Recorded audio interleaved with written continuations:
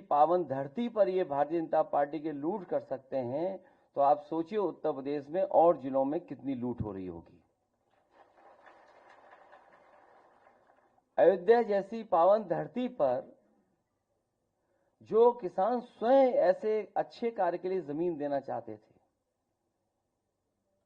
जिस समय मांग थी कि सर्किट रेट बढ़ाया जाए, इनको मुआवजा दिया जाए, सरकार ने किसानों को कहीं मुआवजा नहीं दिया जो उनकी मांग थी उसके अनुसार।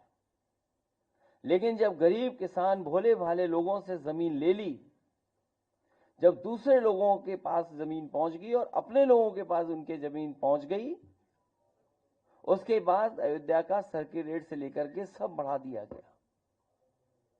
क्या ये राजस्व की क्षति नहीं है?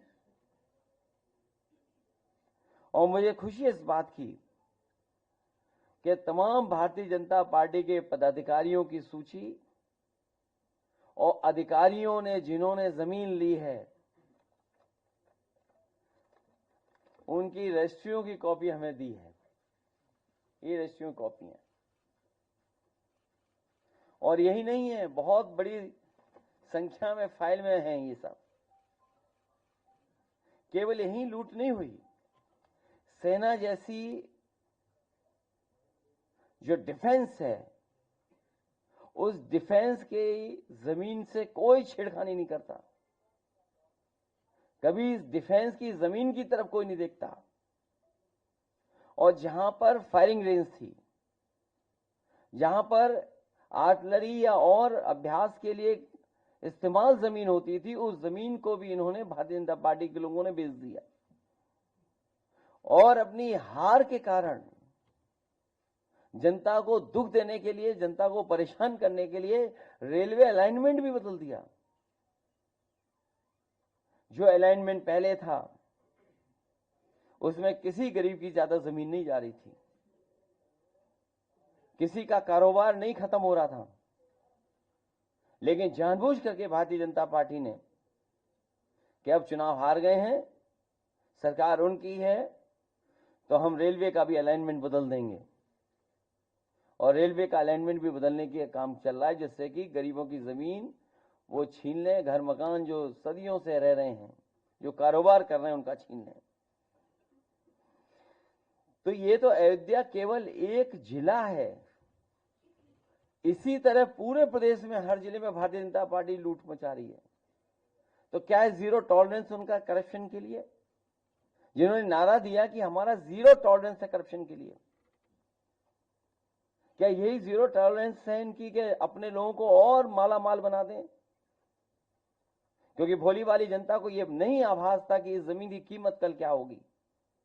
लेकिन अधिकारी और बीजेपी के लोगों को पता था कि कल इसकी कीमत क्या होगी।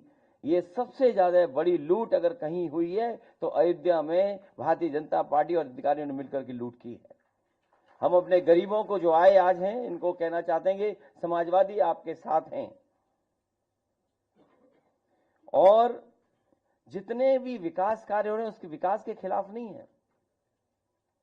अयोध्या वर्ल्ड क्लास सिटी बने, अयोध्या के पास और अयोध्या के आसपास वर्ल्ड क्लास इंफ्रास्ट्रक्चर हो।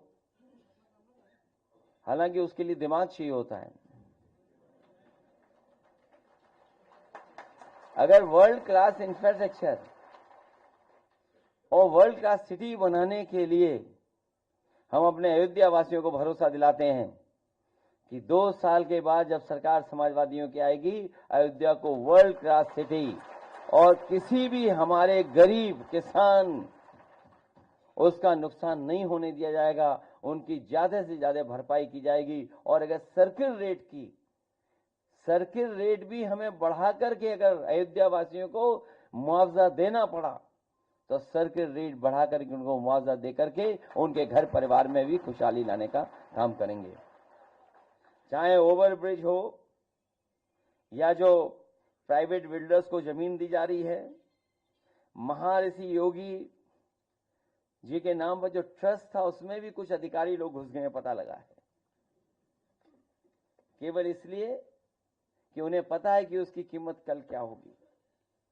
तो एक तरफ तो जहां ये लूट मची उत्तर प्रदेश में, वहीं अन्याय की सब सीमा टूट गई हैं।